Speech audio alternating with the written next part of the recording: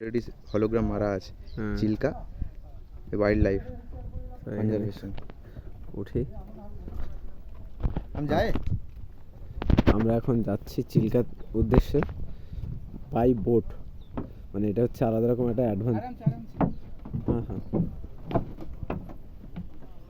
वो आराम से नहीं ओके ओके ठीक है मैं देख लिया साइड में गिर जाऊंगा भाई।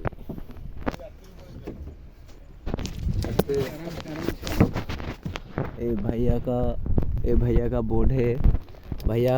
अरे बांग्ला बोल। এই দাদা হচ্ছে ওয়াইল্ড লাইফ ফাউন্ডেশন এবং ইয়ে করে ফিশিং ক্যাট প্রজেক্টে কাজ হয়। এটা এটা বল ফিশিং ক্যাট যে আছে তার কাজ করে এই দাদা।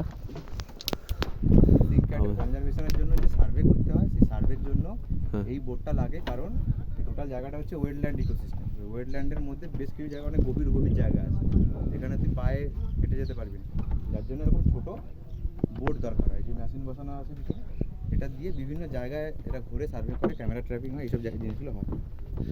তো আমরা এখন আমাদের বোটে ভালো যে এরকম একটা অ্যাডভেঞ্চার আমরা পাচ্ছি। অ্যাডভেঞ্চারটা বড় কথা না, ব্যাপারটা হচ্ছে যে আমরা কাজটা করতে পারছি এই দাদার বোটটা থাকার জন্য।